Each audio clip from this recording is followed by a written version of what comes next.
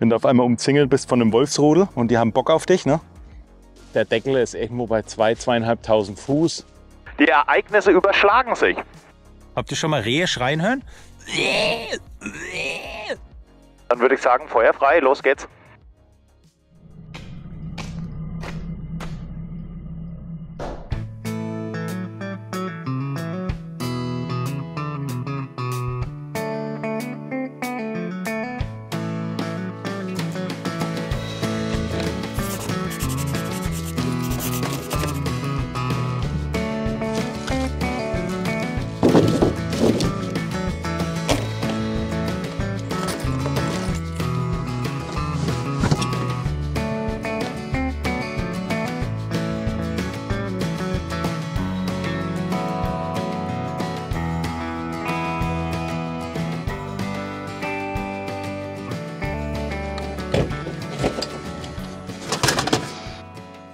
Ich sag mal so, es ist eigentlich total egal, ob du jetzt einen Tag rausgehst oder 7 Tage. Das Einzige, was sich erhöht vom Gepäck her, sind vielleicht deine Unterhosen, wenn du denn so einer bist, der sie wechselt. Was soll ich sagen, liebe Freunde? Ich darf euch herzlich begrüßen zu einer neuen Folge von Into the Wild.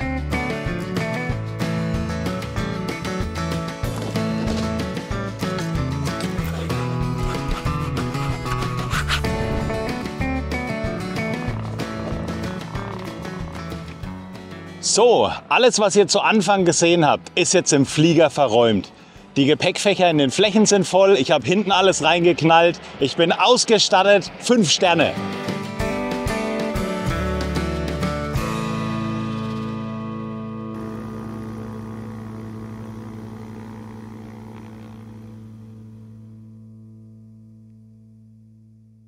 Ah, es ist herrlich, Leute.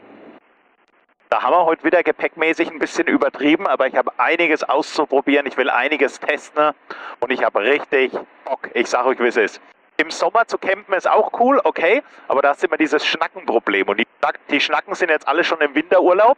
Das bedeutet, es könnte, was das angeht, eine ruhige Nacht werden. Wir haben einige Flugplätze abgeklappert, bis ich jetzt final Welzow hatte. Vorhin habe ich an einem Nachbarplatz bei Welzow angerufen. Da hat mich die junge Dame tatsächlich am Telefon gefragt, sind Sie sicher, dass Sie hier im Zelt schlafen wollen? Bei uns gibt es Wölfe. Geil. Ja, der Osten, ne? Da ist halt die Welt noch in Ordnung. Okay, wir rollen jetzt hinter zur 2.5. Ich werde so einen kleinen Flug machen, bevor ich nach Welzow dann rübergehe. Ja, windmäßig ist nicht viel zu erwarten. 4 bis 5 Knötchen. Man sieht es am Windsack hier drüben. Alles entspannt.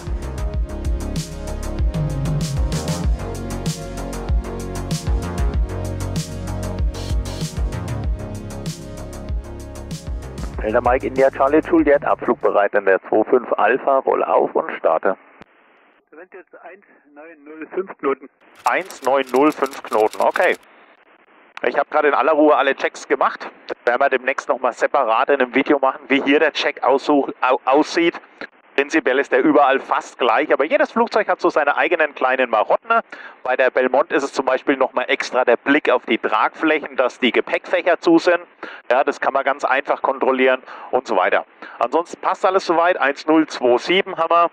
Der Wind ist entspannt, ihr habt es gerade gehört. Ja, dann genießt ihr jetzt das erste Video eigentlich mit der Belmont im Alleinflug. Ne? Und dann noch ein Into the Wild direkt. Also die Ereignisse überschlagen sich. Ich gehe so ein bisschen außerhalb der Mitte, weil da so Lichter sind in der Mitte, dass wir da mit unseren Rädern frei bleiben. Ne? Das ist ja eine Riesenpiste. Okay, dann würde ich sagen, ne? Feuer frei.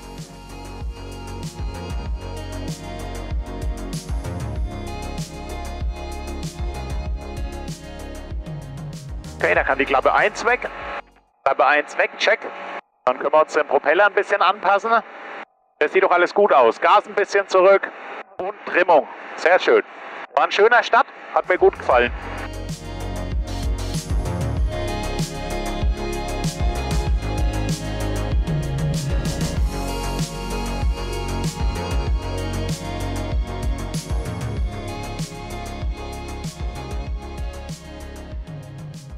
Also was ich natürlich sehr genieße, da bin ich ganz ehrlich und das hatte ich auch noch nie, ja, ist die elektrische Trimmung hier oben auf meinem Joystick drauf. Das ist wirklich eine ganz feine Angelegenheit. Da kann ich die Karre wirklich so austrimmen, dass ich kaum noch hinlangen muss, dass sie wirklich ja, von sich aus fliegt, ausgetrimmt halt. Ne? Wettermäßig sehr, sehr schön heute. Das Wetter ist allerdings nur hier wieder in diesem Bereich wunderschön. Der komplette Rest von Deutschland ist X-Ray, ist Mike 2, Delta 2 und so weiter. Ganz wild, ja. Und nur hier ist es schön. Und ich habe zum Chris gesagt, Chris, ich will jetzt mal wieder fliegen und ich will Into the Wild machen. Und dann hat er gesagt, ah ja, dann kannst du die Charlie Juliette nehmen. Dann habe ich gesagt, warum kann ich nicht die Mauk nehmen? Dann sagt er, du, er hat heute den ganzen Tag Termine mit der Mauk, morgen den ganzen Tag Termine. Da habe ich gesagt, ah ja, okay, Termine gehen vor, ist klar. Also, wir haben wirklich viel zu tun im Moment und ich kann es an der Stelle nur noch mal sagen, vielen herzlichen Dank für das geile Feedback von euch und für die vielen Kommentare und die vielen Anrufe und was nicht alles passiert ist. Ja? Also, wir kommen kaum noch hinterher, aber wir sind dran. Und es macht Riesenspaß. Ja, ist natürlich schön, so eine Stadt zu haben, ganz klar. Besser als alles andere. Ja, und ich möchte heute mal wieder in aller Ruhe die Natur genießen, möchte mal wieder raus, möchte mit der Belmont das Setup testen. Das ist mir wichtig, vor allem mit den Tragflächen, Staufächern, habt ihr ja vorhin schon gesehen, auch mit dem, was hinter mir alles ist. Ich habe fast alles doppelt dabei, bis aus den Schlafsack. Ja? Ich habe 2 Isomatten dabei, ich habe 2 Kochgeschirre dabei, ich habe Holz ohne Ende dabei, ich habe alles doppelt dabei. Und wollte halt einfach den Stauraum testen und auch für mich zum Überprüfen, ob ich da damit klarkomme mit dem ganzen Setup. Aber ich kann jetzt schon sagen, easy going. Ja. Was ich auf jeden Fall zu viel dabei habe, sehe ich gerade, ist auf jeden Fall Wasser. Ich habe so viel Wasser wieder dabei. Ich habe da immer irgendwie Angst, dass mir das Wasser ausgeht. Keine Ahnung.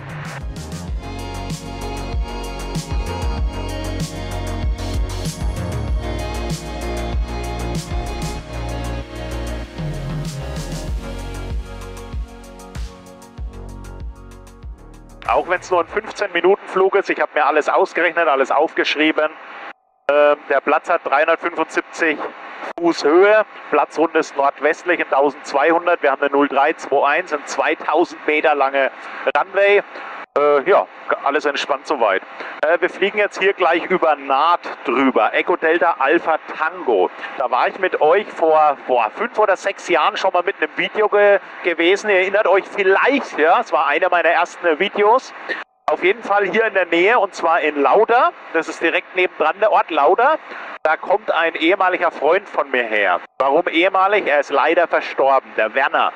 Den Werner habe ich kennengelernt, als ich meine Paintball-Anlage noch hatte. Und der Werner war Berufstaucher bei der NVA und auch danach Berufstaucher, Hobbytaucher, hatte auch eine Tauchschule und er hatte die Befähigung, Hochdruckkompressoren zu warten. Und da habe ich den eben kennengelernt über diesen Zweig, den Werner. Und er hat mir jahrelang in meiner Paintball-Anlage meinen Hochdruckkompressor gewartet. Und dann ist er von heute auf morgen irgendwann gestorben. Ich habe das über 5 Ecken mitbekommen.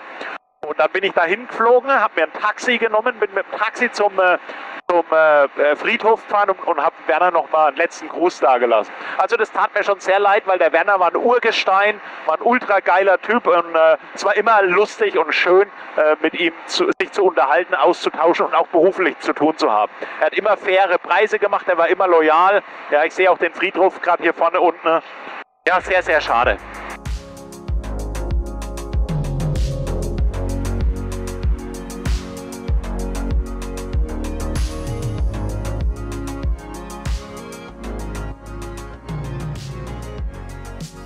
Ein riesen Platz, ey. Kaum auszuhalten. Wenn du überlegst, dass hier früher die Kampfjets raus sind, alter Verwalter, ey. Der Platz kann Geschichte schreiben. Delta Charlie Juliet, rechts 2-1. Okay, dann würde ich sagen, Klappe 1, Klappe 2, hau mal raus. Trimmung anpassen, schön nach hinten. Sehr schön, hier ist auch eine Anzeige für die Trimmung. Ja, perfekt ausgelevelt. Wir sind 100%ig in der Platzrunde. Mein lieber Herr Gesangsverein, das ist bilderbuchmäßig. Oh, guck dir das an, ey. Ein Panorama mit den Seen, ey. Es hat so ein bisschen Kanada-Flair hier, Welzo, ne? Und den Hauptrunway haben sie mit Solar zugemacht und den Taxiway haben sie zu einem Runway gemacht, wenn ich das so richtig sehe, ne? Jetzt konzentrieren wir uns. Fahrwerk draußen, Klappen draußen, Licht an, Propeller vorne, Trimmung hinten, check. Runway frei, Wind, entspannt. Und ändern Flug 2-1, Delta Charlie Juliet. 120, 125, alles gut. Ich nehme das Gas raus, Nase schön runter. Schön auf die Runway. Einen Windsack sehe ich jetzt keinen auf die Schnelle. Lasse ich sie reinfallen auf 110, 100 und dann so, Gas komplett raus und Nase schön runter. Sehr schön. Haben wir alles schon mal gemacht, ne? Oh, Leute, das war aber feinste, allerzarteste Butter, würde ich sagen. Herzlich willkommen in Welzo. Dann fahren wir die Klappen wieder ein.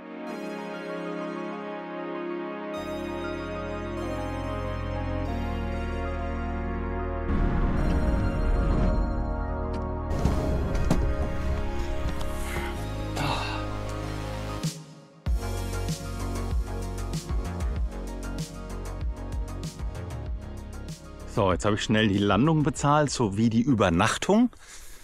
Habe einen Platz zugewiesen bekommen, und zwar diesen Taxiway ganz, ganz runter und auf der rechten Seite. Also da sind wir schön abseits von allem. Und der Hinweis kam auch gerade, es gibt Wölfe, es gibt Hirsche und es gibt Wildschweine und Füchse. Geil.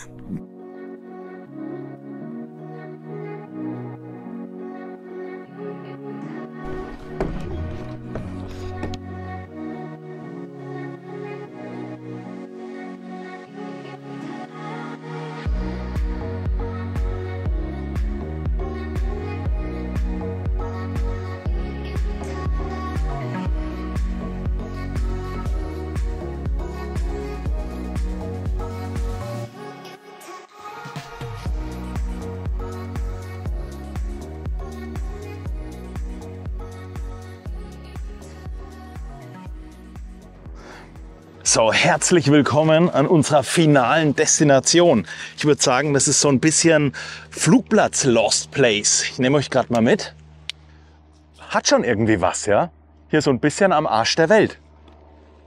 Okay, passt auf. Ich stehe hier jetzt auf so einer Betonfläche. Da lassen wir den Flieger auch drauf stehen. Dann muss ich ihn nicht in die Wiese reinzerren, weil ich habe gerade schon gesehen, wäre ich da jetzt reingerollt. Das hat man nämlich nicht so stark sehen, aber hier ist so eine Rille. Ja, das wäre gegangen. Aber trotzdem, hier liegen auch viele Äste und so, nicht, dass irgendwas angesogen wird. Gucken wir mal, wo wir dann unterziehen mit dem Zelt. Ob wir hier drauf bleiben, auf der Betonfläche. Ich habe ja Isomatten dabei. Ich könnte auch da drüben in den Wald reingehen. Schauen wir gleich mal. Aber der Flieger steht hier safe, finde ich gut. Da gucken wir jetzt einfach mal. Ich würde jetzt erstmal schauen, dass ich die Gegend so ein bisschen abscoute, um einfach zu sehen, was gibt es hier so Schönes.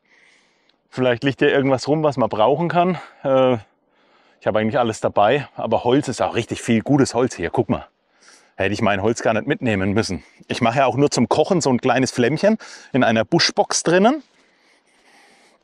Guck mal, furztrocken, furztrocken, der ganze Scheiß hier, furztrocken. Geil, alles voll hier. Verflucht, ey. Ich hätte mir das Holz mitnehmen auch schon wieder sparen können. Wenn ich das Holz nicht dabei hätte, dann wäre eine Tragfläche komplett leer. Ja?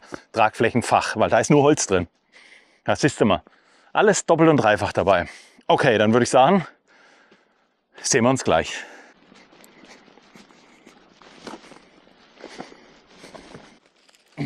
Auf jeden Fall ist hier so ein Spanngurt. Der sieht gar nicht mal schlecht aus. Den könnte man mal mitnehmen, ne? Mit so einer Metallklemme. Ja.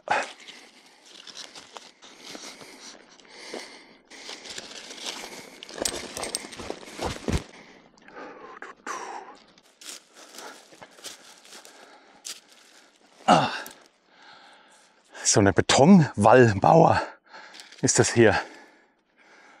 Okay. Geiler Platz. Richtig geiler Platz. Hier machen sie irgendwelche Drifting-Events. German Race Wars mäßig. Seht ihr von hier schön? Ja, deswegen gucke ich mich um, ne, was hier so geboten ist. Hier ein Stück Wald. Solarzellen dahinter die Runway. Da gehen wir jetzt auch noch mal rüber. Wenn ich hier wieder runterkomme.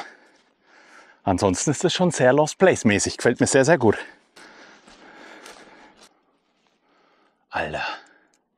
Jetzt wollte ich mich hier festhalten. Das ist das maximale Dornengebüsch hier. Sehr unfassbar.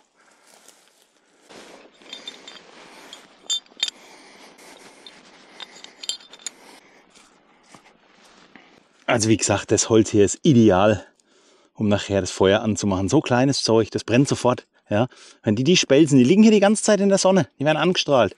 Wenn du die mitnimmst, dann ist das Feuer ratzfatz warm. Ist so.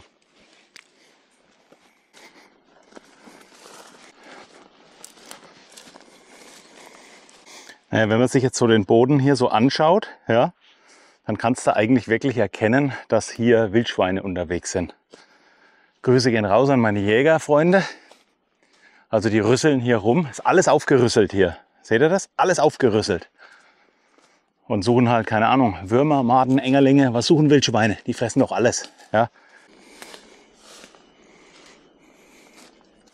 Also eins kann ich euch sagen. Hier ist schon wieder so eine richtige Wildautobahn. Wenn ich heute Nacht keinen Kontakt habe mit Wild, dann weiß ich auch nicht. Man muss gleich erstmal das ganze Camp markieren, damit die wissen, der Boss ist da. Wolfi, komm, komm. Ich habe Spätzle mit Champignons und Rahmsoße dabei. Ich lade dich gerne ein zum Essen. Warum habe ich nochmal Pilze gekauft? Ist das ein Parasol? Pilz, heißt der so, ja, ne? Da war doch was. Schauen wir uns mal an. Im Worst Case könnte man ihn vielleicht noch essen. Oh, er riecht richtig gut nach Pilz, aber er ist schon richtig alt auch, ne? Ist ein alter Knabe. Ah, aber der riecht gut. Also der wäre essbar, aber der ist schon sehr angelaufen und so, ne? Boah, was ein Trümmer, hä? Guck mal. Der Walk gerade durch den Wald hinter mir, da war keine Stelle am Boden, die nicht frisch aufgerüsselt von irgendwelchen Viechern war. Ja, ich vermute Wildschweine. Das ist ja eh so eine Wildschweinplage in Deutschland, habe ich mir sagen lassen. So, hier auf dem Weg, wo die Trecker fahren, sind auch wilde Spuren. Wilde Wildspuren. Sind so hufenförmige hier. Ich will nur nicht irgendwie so eine Wolfstatze sehen. Ich meine, ist immer spannend, ne? Wenn du auf einmal umzingelt bist von einem Wolfsrudel und die haben Bock auf dich, ne? Das sieht nach Pranken aus hier. Das und das sieht schon nach Pranken aus, ne? Und geht hier so hinten rein. Oh, das sieht schon sehr nach einer Pranke aus hier. Ah. Schlaflos in Welzow.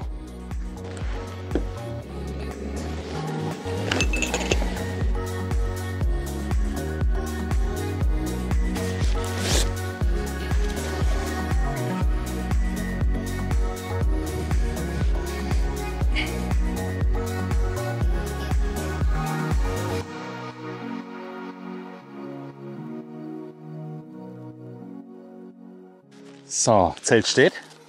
Der Wind kommt genau von hier drüben rein. Das heißt, ich kann auf der anderen Seite vom Zelt dann in Ruhe mein Kochgeschirr aufbauen.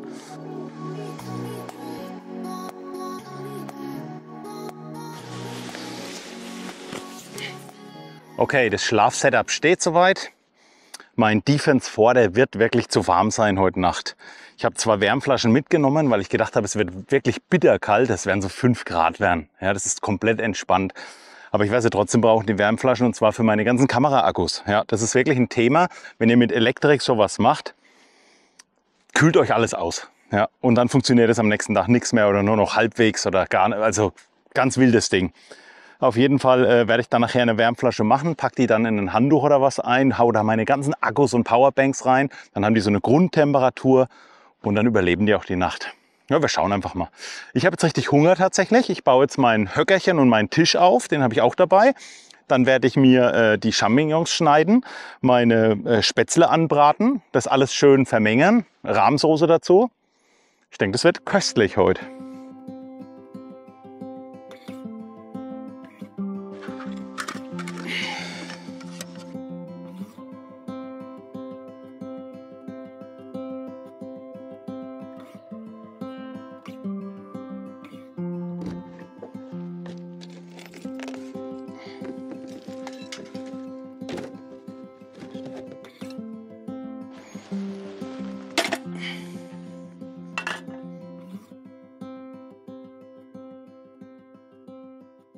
Man mag es nicht glauben, aber ihr habt es ja gerade gesehen, ich habe 3 Koch-Setups dabei.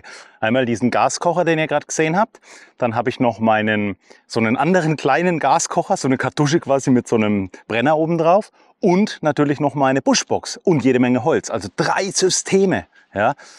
Das mache ich jetzt, die Rahmspätzle und Pilze mache ich jetzt mit dem hier, weil es am einfachsten geht.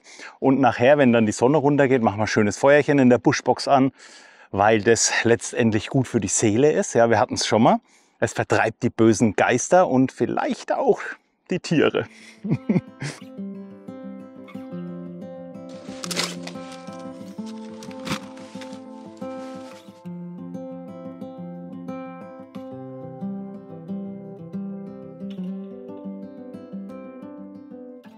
Und da möchte ich mich an der Stelle auch nochmal ganz offiziell hier beim Flugplatz bedanken.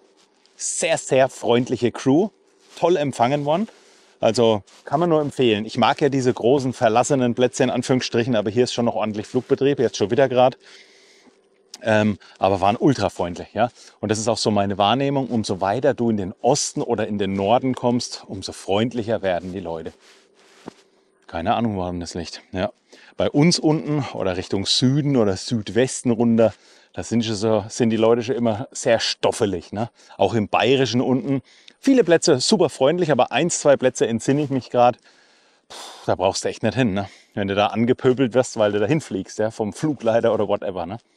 Also von daher hier der Platz brutal freundlich. Okay, Kameras sind gepflegt soweit. Die laden jetzt erstmal die Akkus, wo drinnen waren. Ich habe frische Akkus rein. Das kommt dann alles in die Heizdecke rein, in den Heizbehälter. Und dann würde ich sagen, bin ich jetzt soweit. Ist aufgeräumt alles. Ich habe richtig Hunger. Ja? Also es wird Zeit, dass wir jetzt das Köcheln anfangen.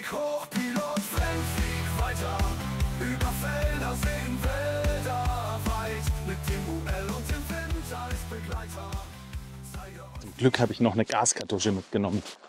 Doppelt und dreifach ausgestattet bin ich. Weil ich glaube, von meinem Kocher die Gaskartusche ist leer. Was natürlich auch sein kann, ist, dass es der Kartusche schon zu kalt ist. Ja, auch das kann sein. Deswegen so eine Kartusche muss man eigentlich am Mann tragen, schön warm machen, weil da brauchst du dann eigentlich Wintergas dafür. Für meinen anderen Kocher habe ich Wintergas dabei. Aber wie gesagt, im Notfall, wenn es jetzt zu kalt ist, machen wir das Feuer an. Ne? Alles gut. Bonjour und herzlich willkommen in der Pilot Frank Küche. Wir fangen an mit Champignons schneiden. Ja Mensch, du, mein letztes Into the Wild, das ist schon wieder ein paar Tage her tatsächlich. Aber was willst du machen, ne? Die Zeit rennt. Ich hatte es neulich schon mal in dem Video gesagt, umso älter man wird, umso schneller rennt die Zeit. Und das ist auch immer der Grund, warum ich sage, Leute, ihr müsst jetzt einfach raus, weil es gibt keinen perfekten Moment. Ja? Es wird nicht der Moment kommen, der euch sagt, oh, jetzt passt alles, es ist alles wunderschön, du hast keine Sorgen und so weiter und so fort. Wir haben alle so unsere kleinen Kämpfe zu kämpfen und da wird es nie den perfekten Moment geben für das, was ihr auch immer tun wollt. Ja? Und deswegen machen ist das Stichwort, machen. Weil, das haben viele noch nicht verstanden, die Zeit ist nicht unendlich. Ja? Das haben wirklich viele noch nicht verstanden. Wenn ich sehe, wie die miteinander umgehen, auch in der Geschäftswelt, ich hatte das schon mal, ich wiederhole mich, bitte entschuldigt mich, aber wir haben ja viele neue Zuschauer an Bord, ja, herzlich willkommen. Wenn ich gerade in der Geschäftswelt sehe, wie man miteinander umgeht, wie man versucht, andere zu verarschen, abzuzocken, nur um sein eigenes persönliches Bereicherungsding noch weiter nach vorne zu bringen, und da sage ich mir, sorry, das ist es nicht wert. Das ist es wirklich nicht wert. Es ist auf jeden Fall, wie es ist. Hier in Welzow ist noch ordentlich Flugbetrieb. Da hinten ist eine Maschine gerade gelandet. Es sieht aus wie eine C-42. Ja, eine C-42. Ja, hier in Welzow ist auch ein Fliegerkumpel von mir beheimatet und auch Premium-Mitglied tatsächlich schon seit langem. Der Peter, ein ganz, ganz lieber Mensch. Und den habe ich vorhin gefragt, habe gesagt, Mensch Peter, ich habe den angerufen. Wir schreiben immer mal und wir haben uns auch schon mal getroffen ein paar Mal. Da habe ich gesagt, Peter, frag doch mal hier den Anführer vom Platz, ob ich hier heute campieren darf. Und dann hat er den Kontakt hergestellt. Total entspannt. Ja, also wirklich total entspannt. Wie gesagt, und deswegen bin ich jetzt hier in Welzow gelandet. Wir hatten 1, 2 andere Plätze angefragt. Aber viele sind auch nicht ganz so flexibel. Manche sind sehr flexibel. Ach, das ist immer so ein Ding, hin und her. Jetzt sind wir auf jeden Fall hier. Und ich würde sagen, die Pilze sehen jetzt schon gut aus. Ich zeige euch das gerade mal. Kann man sich mal geben. Ne? Die machen wir jetzt erstmal schön klein, die Pilze. Man weiß ja bei Pilzen, wenn man die anbrät, dann werden die gefühlt, weiß nicht, sind nur noch ein Zehntel von dem, was sie in der Packung waren. Ja? Schrumpfen und schrumpeln zusammen. Ich bin allerdings jetzt nicht so der Pilzprofi und Experte, aber ich entsinne mich, mein Vater ist früher immer gerne, der war so Wandersmann-mäßig und Jägersmann-mäßig, der hat die Geselligkeit geliebt, ja, und den Umtrunk. Und der war mit uns ganz früher auch immer im Wald und hat immer mal ein paar Pilze gesammelt. Und dann sind wir nach Hause und haben dann ein Ei darüber gegeben, über die Pilze, ja, in der Pfanne, Ei, haben das dann mit Brot gegessen. Ja. Es war köstlich. Pilze, Eier, Salz, Pfeffer, ein frisches Brot. Was willst du denn mehr? Das sagt ihr mir jetzt. Und deswegen ist das, denke ich, auch noch so ein bisschen verankert, das Ganze, ne? Dass ich Pilze so mag. Genauso ist es bei Nutella. Ich kann mich noch erinnern, wir haben im Kindergarten mal frisches Brot selber gemacht, als Kind mit dem Teig und mit allem, ja, und an den Ofen rein. Dann kam das Brot raus. Und dann haben wir dieses frische Brot mit Nutella gegessen. Und wenn ich irgendwo ein frisches Brot kaufe beim Bäcker, wisst ihr, was ich da als erstes drauf schmiere, wenn ich zu Hause bin? Nutella. Ganz einfach. Ja. Und der Geschmack ist dann noch drinnen, wie vor gefühlt 35 Jahren. Mensch, ich weiß gar nicht, die ganzen Pilze, ey, da bin ich aber dann K.O. Da können wir ja morgen eigentlich noch mal früh, könnte man auch mal eine Pfanne machen, ne? Oh, naja. Ah, scheiße. 3 Sekunden Regel. 1, 2, passt. So. Oh, guck mal da, du. Das hat's aber gewollt, ne? Das hat's aber gewollt. Heidewitzka, ey. Jetzt köchelt's schön. Na, da müssen wir die Flamme ein bisschen runterdrehen. Das nützt nichts, ne? Ey, ich hab so einen Hunger, ne? Ich kann's in Worten gar nicht sagen. Na gut, ich habe heute früh gefrühstückt im Hotel. Und jetzt was habe ich denn zum Mittag gegessen? Habe ich überhaupt was gegessen? Weiß ich jetzt gar nicht. Ne, ich habe nur so ein bisschen Kleinkram schnabuliert. Eigentlich habe ich nicht wirklich was gegessen, ne? So ein Scheiß, ey. Ah, gucke da. Neue Kartusche rein und schon läuft's wieder. Ja, die war fertig, die war leer. Gurke. Ultra geil. Ultra geil. Dadurch, dass ich nicht mit der FK9 da bin, so rum, sehe ich natürlich auf Entfernung, ich bin ja sehr weit weg von der Infrastruktur, sehe ich nicht aus wie Pilot Frank. Ja? Das heißt, ich sehe gerade aus wie irgendein Dulli, der nichts mehr alle Latten am Zaun hat, im Herbst hier zu campieren. Ja? So sehe ich gerade aus. Von daher kommt da nicht jeder angerannt, ne? Was aber nicht schlimm ist am Ende des Tages. Ne? Aber ihr müsst natürlich immer mit rechnen, wenn ich so ein Format irgendwo mache und ihr kommt zu mir her, dass ich dann eine Kamera laufen habe. Ja? Also im schlimmsten Fall seid ihr dabei. Ne? Da führt kein Weg dran vorbei. Oh, Kinders. Oh, ich zeig's euch kurz. Ich zeig's euch kurz. Oh, guck mal. Ja? Beschlägt die Scheibe. So, machen wir mal einen Geschmackstest, würde ich sagen. Ne? Wenn ich dieses Ding hier esse, ne? Schaut euch das mal bitte an. Muss ich heute Nacht noch eine Wanderung machen. Sonst kriege ich keinen Schlaf. Ja, wobei, wir haben noch früher am Tag, wir haben noch nicht mal 17 Uhr. Ne? Aber was ich auch sagen muss, ab 17 Uhr, 17:30 Uhr ist dunkel. Ne? Und es wird erst wieder so um 7:30 circa hell. Also gute 12, 14 Stunden bin ich dann hier in der Dunkelheit. Ja? Und ihr wisst ja, die Nacht ist voller Schrecken. Mahlzeit. Oh. Ich könnte ein Restaurant aufmachen. Köstlich. Oh, geil.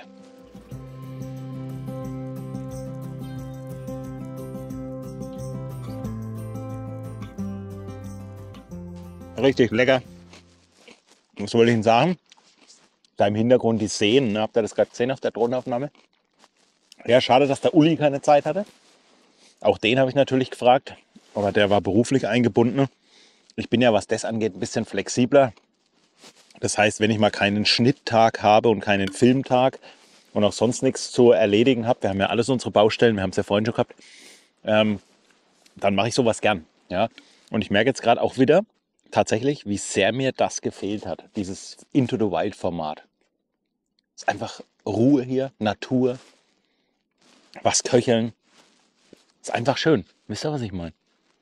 Hat mir echt gefehlt. Wenn es nach mir ging, würde ich das gerne jede Woche machen. Ne? Aber das lässt ja weder das Wetter noch die Zeit zu. Ne? Aber es ist einfach traumhaft, sich so zurück zu besinnen aufs Wesentliche. Zelt, Schlafsack, bisschen was geköchelt, fertig. Gar kein Schickimicki und kein Luxus. Ist eher alles für die Katz. Ja. Ich mache nachher auf jeden Fall noch eine Wanderung. Dass ich die Pfanne hier wieder runterkriege. Alter Schwede, die liegt mir im Bauch, ey. Wenn ich jetzt rauchen würde, würde ich direkt eine durchziehen. Komplett tilt, ey. Naja, wir haben jetzt gleich 16 Uhr. Fühlt sich an wie 19 Uhr. Also es wird eine lange Nacht. Und mein Atem, krass. Es könnte auch kalt werden, weil der Himmel ist offen. Ne? Klarer Himmel, ist immer offen zum Universum. Dann zieh die Kälte rein, ne? Schauen wir einfach mal.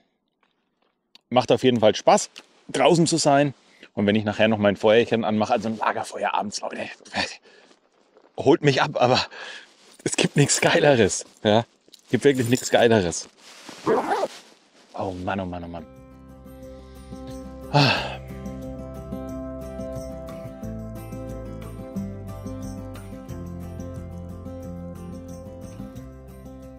Ja, herzlich willkommen bei Blair Witch Project.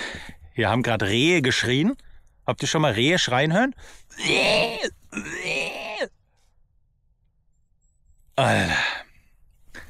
Naja, was ich euch noch sagen wollte, und zwar vorhin am Rollhalt in Bautzen habe ich ja gesagt, es gibt einen Punkt mehr auf der Checkliste, bevor man abhebt, also startet, bevor man startet. Bei der Belmont ist es zum Beispiel nochmal extra der Blick auf die Tragflächen, dass die Gepäckfächer zu sind. Das ist quasi, wenn du am Rollhalt stehst, wirfst du nochmal einen Blick links und rechts raus und checkst deine Cargo Doors. Ich schaue auch nochmal auf die Tankdeckel. Sind die Tankdeckel zu? Das sieht man ja schön. Und bei den Cargo Doors siehst du es eigentlich nur, indem das Schloss so steht. Wenn es so steht, in Flugrichtung, wie ein Pfeil, ja, dann ist es geschlossen. Wenn es so steht, so, dann ist es offen, ja. Dann solltest du sie vielleicht wieder schließen, weil wenn die im Flug, wenn die offen ist und du startest, dann klappert die, Zeug fliegt raus, nicht so optimal. Ja? Wenn die natürlich geschlossen ist, wenn sie auf ist, dann solltest du das eigentlich erkennen. Ja? Dann solltest du das eigentlich wirklich erkennen. Genau. Und deswegen ist der Blick nochmal mehr auf der Checkliste, den ich vorher nie so hatte, weder bei der VL3 noch bei der FK9, den du machen musst. Ja? Bei den Tankdeckeln ist es auch wunderschön zu sehen. Wenn die schön zu sind, ja, also wenn sie so sind, ist scheiße, ja. Wenn sie so sind, ist noch beschissener, weil dann sind sie offen. Aber die müssen so sein und so sein. Und diesen Blick, ja, links, rechts, den mache ich jetzt. In Zukunft öfters, ja, genau. Okay, Kinders, Sonne ist weg. Ich merke, dass die Kälte reinzieht. Noch habe ich kein Pullover drunter. Ja, im Moment geht's noch. Ich will ja gleich noch eine kleine Wanderung machen. Und dann schaue ich mal, wie das nachher wird. Und wenn ich dann von der Wanderung wieder da bin, mache ich mir mein Feuerchen an. Ja, und genieße so schön den Abend, ne? Into the Wild. Einfach herrlich.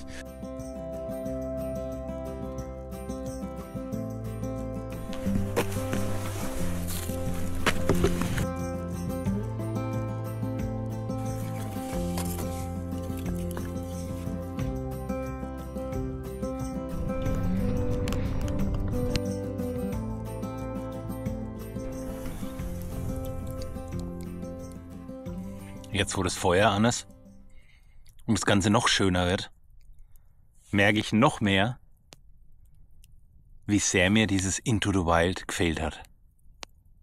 Unfassbar, was ein Feuer ausmachen kann.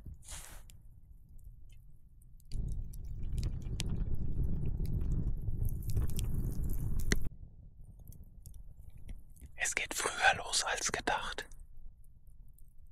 Direkt in dem Wald nebendran laufen mehrere Viecher rum, aber richtig laut. Und schreien auch.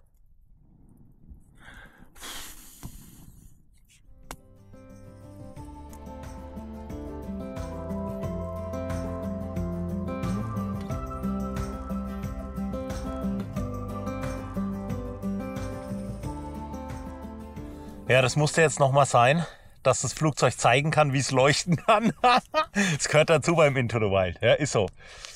Ich mache jetzt noch ein schönes Feuerchen, das wärmt nochmal. Ich habe nämlich ein richtig geiles Holz hier gefunden. Ne? Da ist richtig Harz noch dran. Ich weiß selber gar nicht, was das ist. Muss ich morgen mal bei Licht schauen. Komplett verharztes Holz. Und es brennt natürlich wie Zunder. Ich putze jetzt gleich erstmal meine Zähne noch. Bisschen Feuer und dann ist auch schon Feierabend. Ja.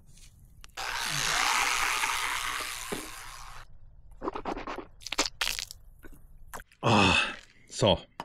Grüße gehen raus ans Kieferstellwerk. Kiefer Orthopädie und Kieferchirurgie meines Vertrauens. Natürlich wollen wir euch informieren, aufklären und die Ängste nehmen. So sieht's nämlich mal aus, ihr Lieben. Na? Damit die Zähne schön gerade bleiben. So. Geil.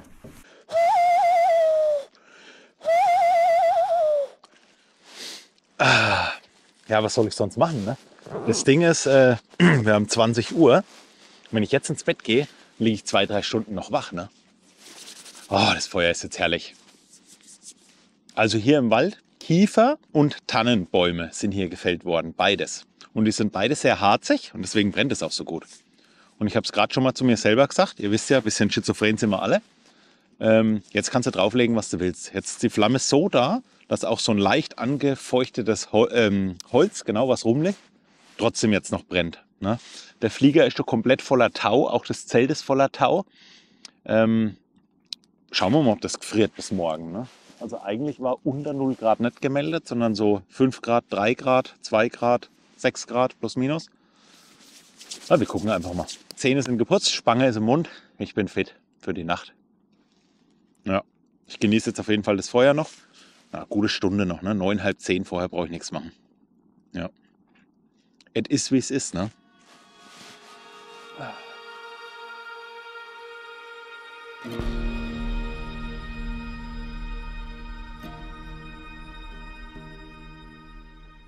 So, ihr Lieben, ich gehe jetzt noch mal schnell schiffen und dann haue ich mich hin. Wir haben 10, 10, 11. Ja, ich denke, das ist eine gute Zeit, ne? Dann sehen wir uns morgen früh. Gutes Nächtle.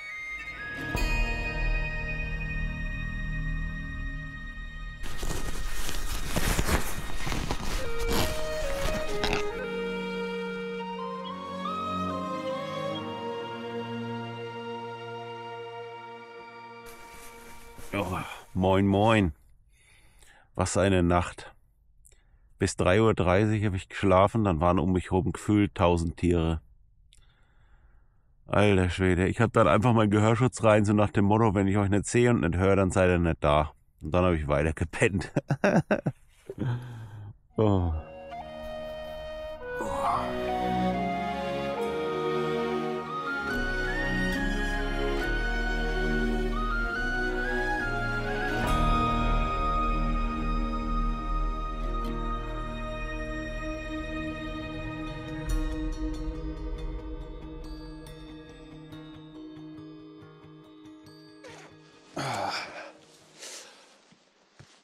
Das sieht ja ganz gut aus, oder? Flugmäßig. Hier ist ein bisschen trocken noch, okay. Ich bitte die maximale Erotik meiner Unterbumbel zu berücksichtigen.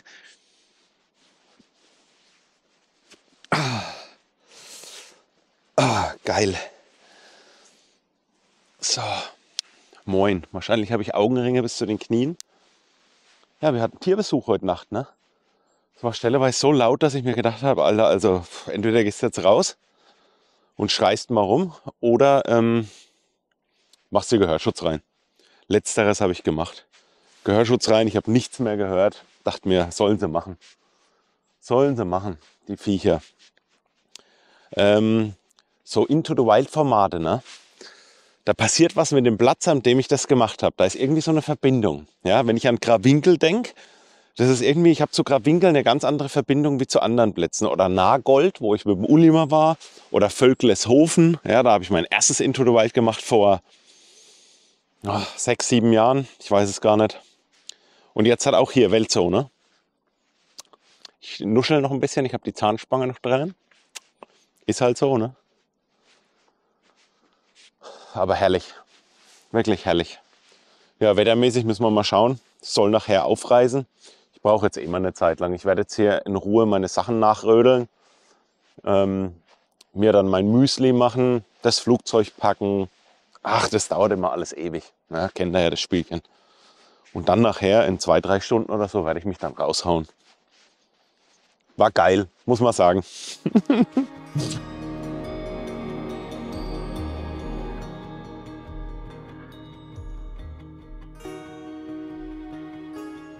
Also vielleicht hört ihr sie noch? Oh, sind es viele. Hier auch noch mal. Alter. Direkt noch mal filmen, ey. Das sieht ja geil aus. Ja, echt geil aus.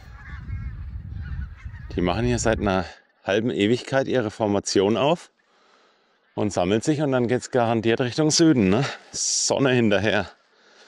Naja, auf jeden Fall gut zu wissen, dass die hier so aktiv sind, weil da müssen wir nachher drauf achten, ne? Weil so ein Vogelschwarm, das ist nicht ohne, ne?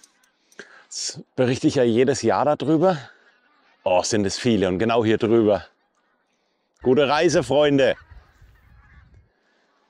Oh, schöne Tiere. Da müsst ihr im Herbst aufpassen, wenn er fliegen geht. Da sind wirklich unzählige unterwegs von diesen Formationen. Sehr, sehr schön, die Tierwelt und hier so mittendrin zu sein. Jetzt schauen wir mal, ob wir überhaupt rauskommen nachher, wettermäßig. Weil wenn nicht, ne, sage ich euch, wie es ist, müssen wir die Karre stehen lassen.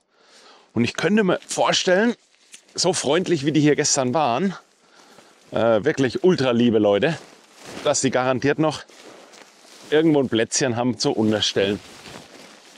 Ja, Alter, es ist nass. Ah, scheiße, Digga. Oh, das ist ja auch komplett nass. Hey, hier ging schon was durch, ne? Naja, wie gesagt, fliegen machen wir nur, wenn es geht.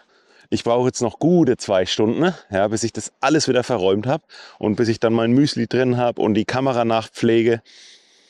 Und erst dann hau ich mich raus, ne? Wenn es denn dann geht. Und ansonsten gehe ich vor zum Erik und sage, hier, mein Bester, das wird heute nichts. Können wir die Karre irgendwo reinstellen? Und der hat garantiert noch irgendwas. Ich meine, es sind ein Haufen Hangars hier. Kriegen wir schon hin, ne? Dann muss mich der Chris mit dem Auto holen. Aber das wird nicht passieren. Also, ich habe vorhin schon ins erste Garfor reingeschaut. Tendenz wird besser gegen Mittag, Nachmittag. Ja, und dann fliege ich zurück nach Bautzen. Dann tue ich da meine Sachen nachbereiten. Und dann geht es für mich auch wieder nach Hause, ne? War das mal ein schönes, kleines Into the Wild. Herrlich. Also gestern Abend am Feuer, einfach nur traumhaft, ne? Wenn man so ins Feuer blickt, Handy habe ich auf Seite gelegt, Kamera auf Seite, einfach mal die Gedanken schweifen lassen. Sich mal wieder an die Basis zurückfinden, mal wieder nullen, mal wieder resetten, ihr wisst, was ich meine. Wichtig, wirklich wichtig. Naja, genug gelabert. Ich drücke mich mit der Laberei gerade vorm Packen. Ich habe nämlich keinen Bock.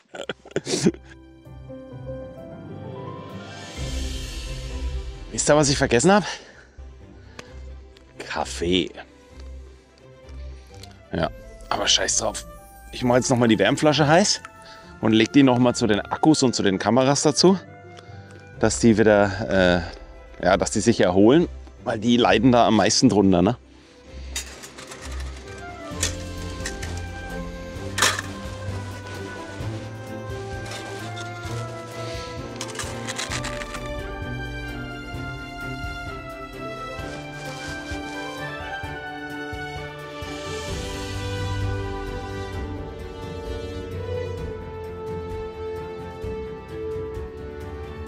So, das Wasser ist heiß. Die Kameras und Akkus sehen eigentlich alle gut aus, haben alle 100%, hat keine irgendwo geloost. Aber man kennt es ja, wenn es kalt ist, dann haben die oft weniger Dampf hinten raus. Und deswegen mache ich denen jetzt noch mal eine Wärmflasche. Und dann haben die so eine gute Zimmertemperatur, wenn wir nachher in den Einsatz starten, ne? Da lege ich die jetzt so rein, die Cams, und dann passt das, ne? Ja. Die Akku-Pack hier haue ich auch noch hier so mit hin. Muss ja nur so ein Grundrauschen sein, fertig, ne? Die Uhr lege ich mal oben drauf und den Rest haben wir ja. Ja. Lustigerweise sind diese Betonflächen trocken, ne? Oder spannend, oder? Sind komplett trocken. Flieger nass, Zelt nass, alles nass. Das ist komplett trocken. Lege jetzt erstmal alles aus. Das Zelt ist ja auch noch so ein bisschen schwitzig. Ich zeige es euch gerade nochmal. Ja, die Nachbereitung ist das A und O, ne? Seht ihr das? Überall, wo halt die Außenplane mal rangekommen ist. Ich muss mich da auch ein bisschen selber an der Nase packen. Ich habe das gestern nicht 100%ig abgespannt. Hätte man in der Mitte noch mit Seilen abspannen müssen. Ich dachte mir, ach komm, braucht's nicht. Und dann hast du hier das Ergebnis, ne? Naja. Vielleicht haben auch die Wölfe dagegen gepisst, man weiß es nicht. Okay. Hier habe ich gerade auch mal reingelangt. Also da ist gar keine Wärme mehr da. Das ist echt verrückt, was das für eine Hitze gestern Abend war. Und nichts mehr davon vorhanden. Jetzt mache ich mir hier gerade noch mal ein zweites Wasser warm, damit ich mir meine Zähne putzen kann. Ein bisschen warmes Wasser, das ist immer ganz schön. Ja, es geht voran, ne?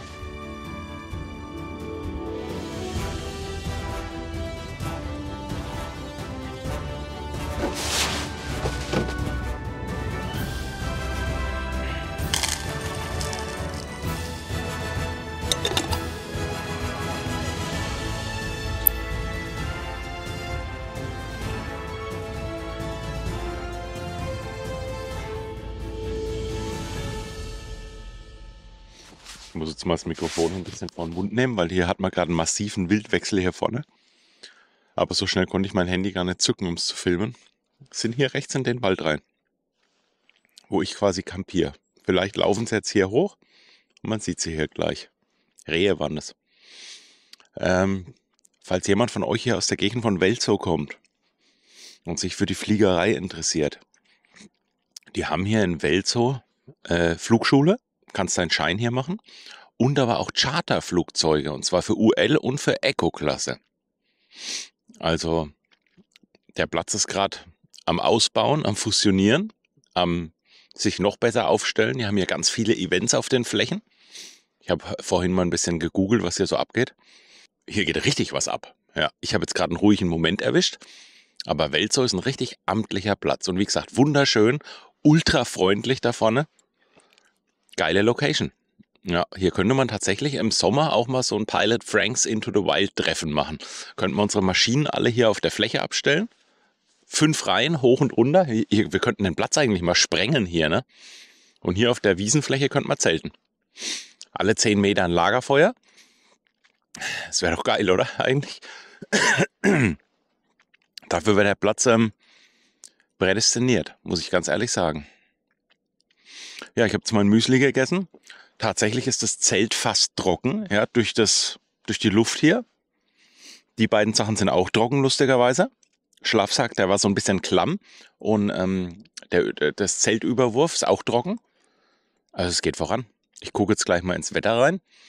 Ja, es hängt schon noch ein bisschen drin, ne? Ein bisschen werde ich warten müssen. Aber ist ja kein Problem, ich habe ja keinen Stress. Alles gut.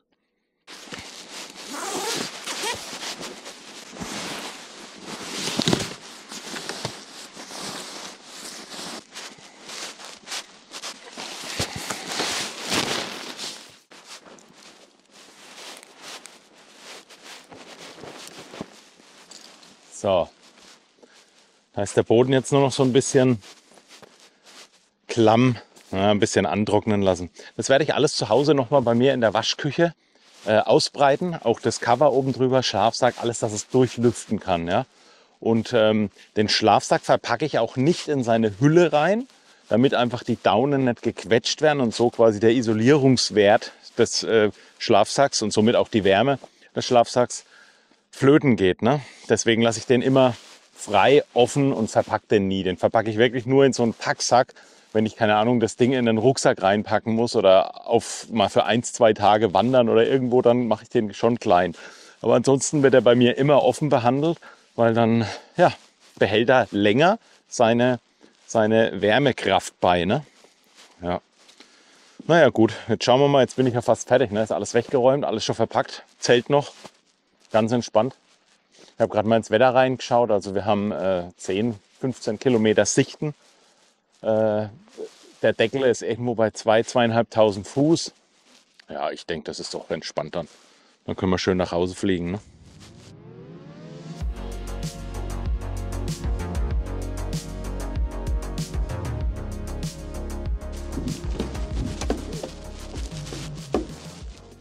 Noch ein bisschen vorziehen, ne?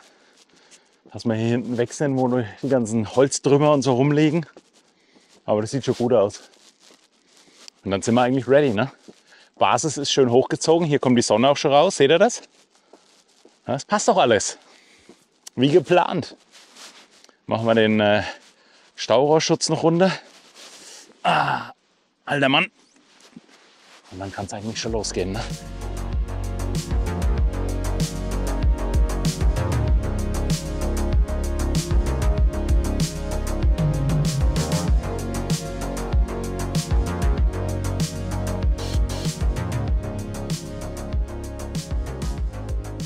welcome back. Insel Delta Mike India Charlie Juliet oder kurz Mickey. Ja, wir haben gerade die Freigabe bekommen, über Bravo zur 2.1 zu rollen. Bravo haben wir hier, 2.1 ist hier drüben. Ja, gucken wir mal. Basis müsste so bei 2000 bis 2500 Fuß sein. Das könnte gut hinkommen. Und dann fliegen wir jetzt nach Bautzen, ne? Gar kein langer Flug. Schade, ich würde jetzt gern weiterfliegen. Das macht so Spaß mit der Belmont, das ist unfassbar, ey. Ich habe richtig Freude.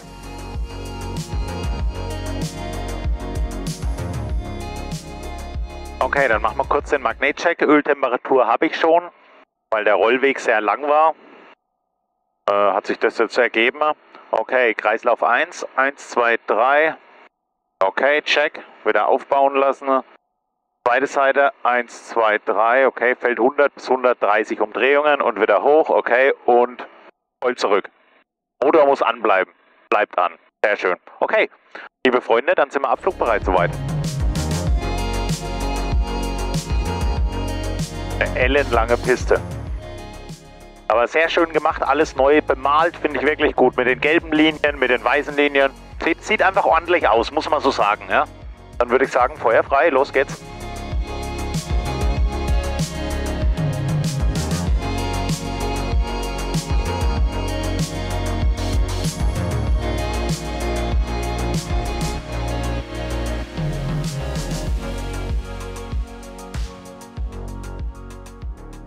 Also diese ganzen großen Seen hier oben, ja, und die Dörfer da dazwischen und die Wälder und diese Unendlichkeit und diese Flächen einfach, ja. Es ist einfach wunderschön. Es ist eine ganz, ganz schöne Gegend hier oben. Also gefällt mir super gut. Umso mehr Natur, umso besser, ja. Ist einfach so. Sunshine, Sunshine Reggae. Don't worry, don't worry. Oh, take it easy. Geil, die Sonne im Gesicht, Leute. Was wollt ihr mehr? Wird immer besser Richtung Süden. Hab noch 4 Minuten, dann sind wir in Bautzen. Zurück in Bautzen.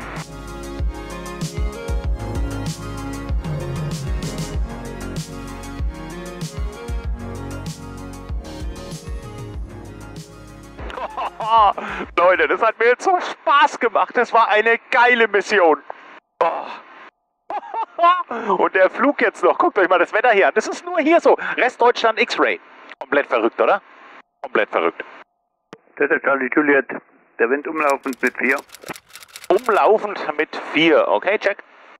Dann würde ich sagen, sind wir soweit, um gleich die zweite Klappe rauszudroppen. Klappe fährt, Trimmung nach hinten. Man sieht hier auch schön die Trimmung. Klappen sind draußen. Ich denke, ihr werdet es auf der Außenkamera gesehen haben. Wir sind exakt in der Platzrunde. Okay, sehr schön. Trimmung passt. Dann sind wir jetzt im Final. Also Bautzen ist ja auch richtig geil, ne? Also diese riesen Flugplätze, ne? Die sind einfach nur cool irgendwie. Bin auch gerne in Bautzen. Sind auch alle immer sehr freundlich hier. Also das passt schon.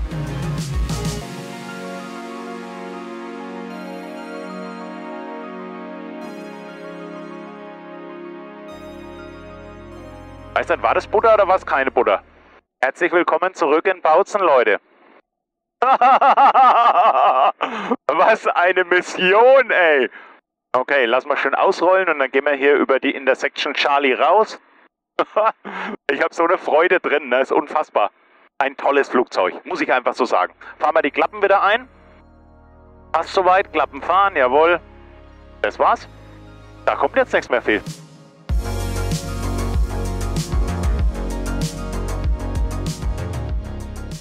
Ja, da sind wir wieder, ihr lieben Freunde. Schade. Schade, dass das Abenteuer schon vorbei ist.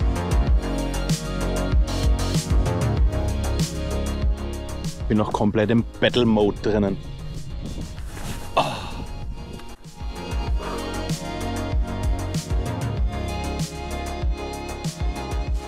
So, ihr Lieben. Das war mal wieder ein schönes Into the Wild. Ich hatte eine Riesenfreude. Es hat mir einfach nur Bock gemacht. Und ich hoffe, euch hat es auch ein bisschen gefallen. In dem Sinne, ich packe jetzt meinen ganzen Scheiß und dann geht es zurück ins gelobte Land. Wir sehen uns im nächsten Video. Bis dahin, ciao. Flieg hoch, Pilot, flieg weiter. Über Felder, Seen, Wälder weit. Mit dem UL und dem Wind als Begleiter. Zeige uns die Freiheit, wir sind bereit. Flieg hoch, Pilot Frank, flieg weiter. Über Felder, Seen, Wälder weit. Mit dem UL und dem Wind als Begleiter. Zeige uns die Freiheit, wir sind bereit. Wir sind bereit. Wir sind bereit.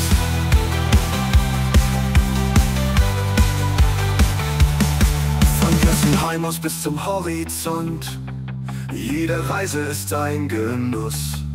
Die Welt von oben ist sein Grund. Ganz nah an den Wolken, bloß los. Mit jeder Landung, jedem Start zeigt er uns, wie schön es sein kann. In der Luft wird das Leben smart. Danke Frank für diesen Bann. Flieg hoch, Pilot Frank, flieg weiter. Über Felder, Seen, Wälder weit. Mit dem UL und dem Wind als Begleiter. Zeige uns die Freiheit, wir sind bereit.